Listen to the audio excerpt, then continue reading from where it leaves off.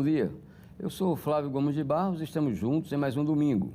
Nosso entrevistado de hoje é o advogado José de Oliveira Costa. Ele é um dos 4 remanescentes dos 12 parlamentares alagoanos que participaram da elaboração da Constituição Federal de 1988. Ex-deputado federal constituinte, José Costa foi também vice-prefeito de Maceió, eleito em 1985, numa chapa encabeçada por Djalma Falcão. Afastado da política, José Costa voltou a se dedicar à advocacia. Bem-vindo, satisfação tê-lo, depois de muito tempo que a gente não se encontra, principalmente para uma entrevista. Ô Flávio, estou muito agradecido, primeiro pelo prazer de ter um contato direto com você, que há muito tempo eu não tinha tido essa oportunidade. E depois, pelo prazer de um momento ser para lhe conceder uma entrevista. José, uma pergunta. A Constituição de 88, né, que é a que vigora até hoje aqui no Brasil, ela saiu de acordo com o que vocês, constituintes, esperavam? Olha, houve um fato interessante, dentre muitos, mas houve um fato interessante a respeito da elaboração dessa Constituição. Nós recebemos de universidades, de professores de direito constitucional, de escritórios de advocacia. Eu, pessoalmente, recebi, acho que uns 10 exemplares de propostas de Constituição. E eu, como todos os demais deputados e senadores. De modo que eu acho que foi o que de melhor nós podíamos ter feito naquela oportunidade. E eu me sinto feliz por ter dado essa colaboração e muito mais feliz e honrado porque o povo de Alagoas me deu mais essa oportunidade, né? Além de ter sido deputado federal, inclusive com votação significativa em Maceió, eu fui por 2 vezes mais votado em Maceió, se não me falha a memória. E eu sou gratíssimo ao povo de Alagoas por isso, né? Não podia ser diferente, né? Matuto de Palmeira dos Índios, de repente, eu estou elaborando a Constituição, procurando dar o meu melhor para isso e me sinto muito feliz. De quando em quando eu estou manuseando, me lembrando de fatos interessantes, né, ocorridos durante a elaboração dessa Constituição. Bom, qual foi, na sua opinião, o maior mérito, ou qual é o maior mérito da nossa Constituição? Olha, o maior mérito está exatamente no fato de ela ter se mostrado uma Constituição duradoura, não é? Nós estamos com ela já em vigência há bastante anos e foi até agora que tem mais duração, uma vigência, né, maior. Está prestes a completar 40 anos, né? Isso. E o que é que faltou, na sua opinião, na Constituição? Será que faltou alguma coisa? Olha, eu acho que ela podia ter sido mais enxuta, entendeu? Podia certamente ter sido mais enxuta. Nós fizemos uma Constituição por demais abrangente, cuidamos das minúcias. Depois de tantos anos de ditadura, quando nós voltamos para a plenitude democrática, todo mundo queria uma Constituição que protegesse os seus direitos. As mulheres queriam um capítulo só para as mulheres, vamos atender as mulheres. Os trabalhadores queriam ser contemplados nessa Constituição. Então, ela não ficou só nos princípios, nós tivemos de descer a esses detalhes todos, e isso aí, para uma Constituição, não ficou bem, porque ela devia ser mais enxuta, né? Consagrar os princípios, etc., mas ela ser um pouco mais enxuta. Há quem diga que a Constituição de 88 ela criou muitos direitos e estabeleceu E poucas obrigações. poucos deveres, poucas Concordo. obrigações. Concordo. Agora, eu acho que ela tem se mostrado, vamos dizer, excelente para o país, pela sua durabilidade, pela estabilidade que conseguiu dar à vida política brasileira, de modo que eu, olhando no retrovisor, eu confesso, Flávio, que me sinto feliz. Ter participado disso, ter dado essa contribuição, para mim foi muito importante. Eu me orgulho muito disso. Bom, vocês, constituintes, continuaram a exercer as atribuições como deputado federal ou como senador e também elaborar uma nova Constituição. Isso aí, como é que vocês conseguiram conciliar uma situação como essa? Olha, eu acho que, graças à sabedoria de pessoas como Tancredo Neves, que lastimavelmente faleceu, Tancredo Neves, para mim, deveria ser virar uma eternidade, porque eu nunca vi tanta sabedoria política numa cabeça só. Ele era fantástico, entendeu? Ele conversava muito com Ulisses e tal, mas a verdade é que quando Ulisses ouvia o Tancredo, a gente tinha certeza de que tudo sairia bem, não é? Eu, embora fosse do grupo mais à esquerda, né, na Constituinte, mas eu confesso que volta e meia eu estava lá conversando com o Tancredo e consegui fazer uma amizade muito sólida com ele. Lastimei muito por mim e, sobretudo, pelo país, por ter ter saído do mundo político uma figura como ele. Era extraordinário. O que dizer de Ulisses Guimarães, que foi, me parece não, na minha opinião, o grande personagem dessa Constituinte? O Ulisses, ele era uma pessoa que tinha muita autoridade moral, né? E isso o fez tornar-se o melhor presidente possível, né, para aquele momento, para o trabalho a que ele se propôs realizar. O Tancredo, a diferença é que eu acho que Tancredo era um sábio. Você ia conversar com o Tancredo e o Tancredo tinha o hábito, você se aproximava dele, quando você era mais íntimo dele, ele entrelaçava o braço esquerdo dele, o braço direito, no seu braço, no interior, por exemplo, você falava, fulano está de duque, né? Isso. E saía conversando com a gente. Mas era fantástico. Muitas e muitas vezes eu consegui me tornar um amigo dele, não digo que confidente, mas confidente de certa forma, sim, porque nos últimos dias dele, quer dizer, os últimos dias de convivência com ele, eu jamais esqueci. Fantástico, era fantástico.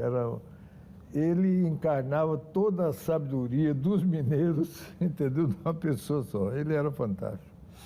Ok, vamos a um breve intervalo comercial e daqui a pouco a gente volta, continuando nossa entrevista com o advogado José Costa. Até já.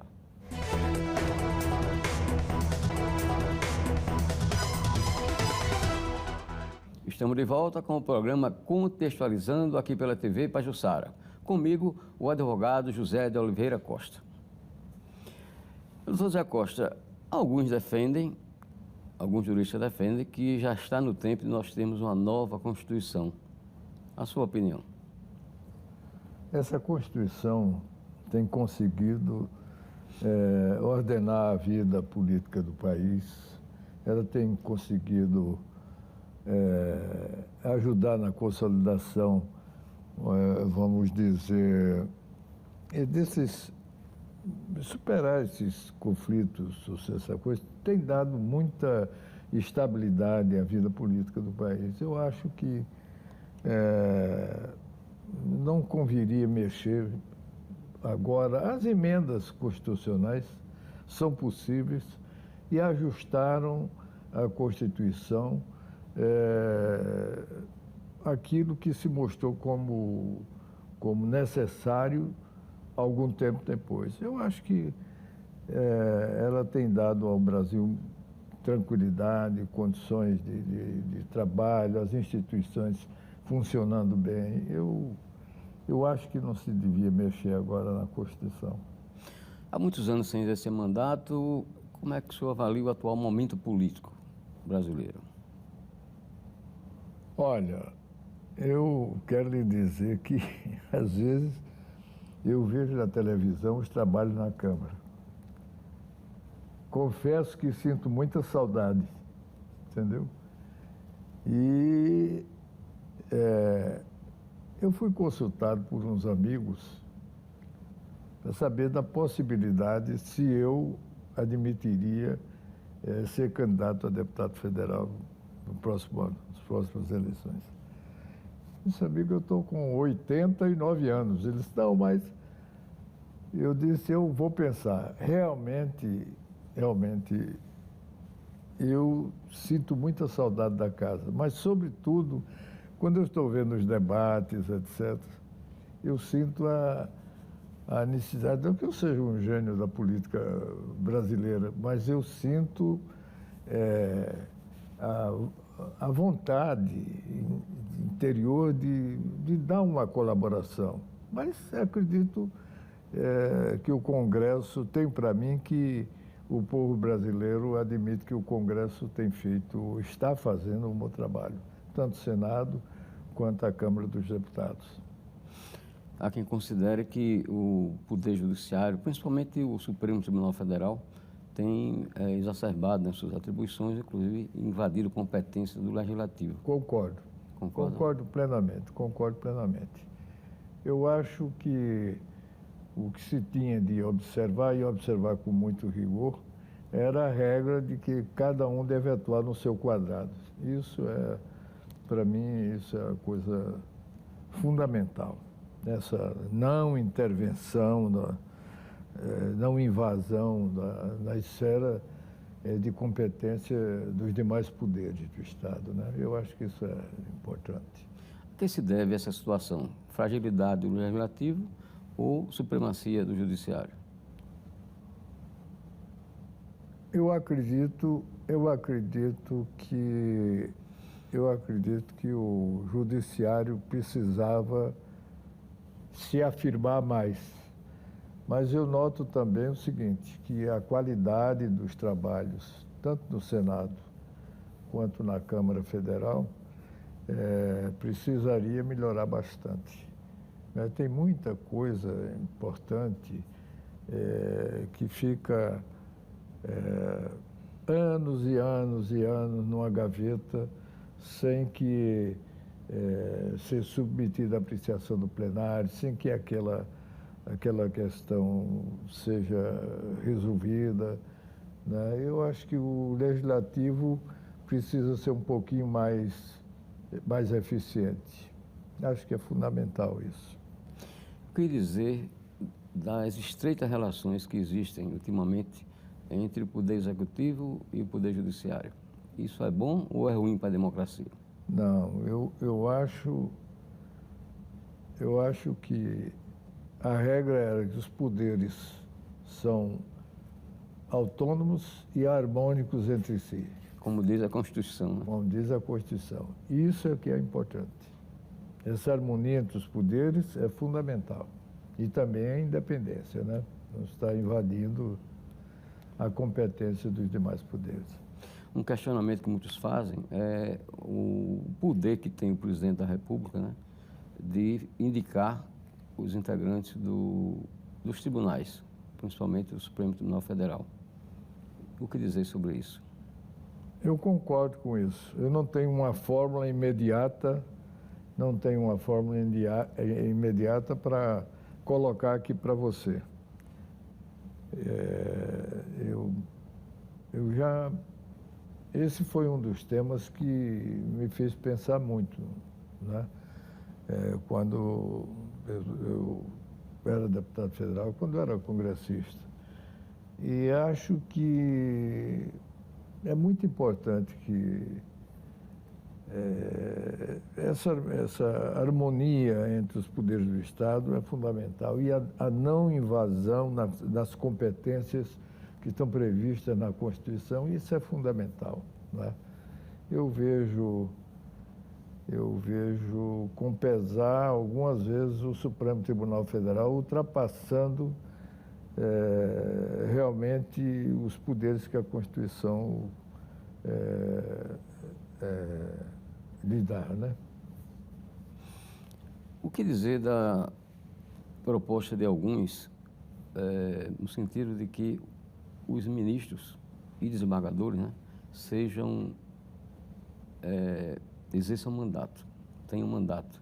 Apesar de indicados, tenham mandato. Concorda com isso? Isso seria bom para a democracia? Olha, eu não acredito. Eu acredito que o atual modelo precisa de alguns aperfeiçoamentos, mas eu não acho que melhore substancialmente. Corremos o risco de, a pretexto de melhorar, piorar. Então, eu defendo que aguardemos um pouco mais, não é? Curtamos um pouco mais aquilo que está funcionando bem, né? Não está funcionando bem, não devemos estar mexendo, né? Correndo o risco de piorar, né? De fazer o bom tornar-se ruim, né? Bom, hoje em dia nós temos vários advogados, né, ex-advogados, que exercem suas funções como ministro do Supremo Tribunal Federal. Concorda com isso, que a pessoa chegue lá sem passar por um concurso, por exemplo? É o famoso quinto constitucional. Eu acho que o quinto constitucional é uma excrescência, porque é a única categoria que goza desse privilégio, que é os advogados, né? Aos trancos e barrancos estamos vivendo essa experiência. Não sei se a situação hoje exige uma mudança imediata, mas pensar em mudar, pensar em melhorar isso, eu acho que deve ser uma preocupação permanente aí de senadores e de deputados. A gente vive a sua condição de ex-parlamentar, né? Inclusive de ter contribuído para a elaboração da Constituição atual. A gente vive uma carência de lideranças aqui no Brasil. Vivemos entre dois extremos, né? É o nós contra eles. Nós contra eles. Na sua plenitude. Qual seria a alternativa, e lhe pergunto inclusive, se há alternativa para se sair de uma situação como essa? Olha, eu acho que cada assunto desse deve ser amplamente debatido pela sociedade. E, evidentemente, isso ecoa nas ações do Parlamento, do Senado e da Câmara dos Deputados. Eu acho que a sociedade tem de exercer uma vigilância permanente, né, a respeito desses temas. Acho que é fundamental isso. Uma outra questão a ser colocada é que muitas pessoas entendem, né, que a OAB, que deveria fazer prevalecer a vigilância sobre as questões jurídicas, principalmente, né, constitucionais, acima de tudo, tem sido muito omissa no atual momento que o país vive. Concorda com isso? Concordo, porque isso está, inclusive, no estatuto dos advogados, né?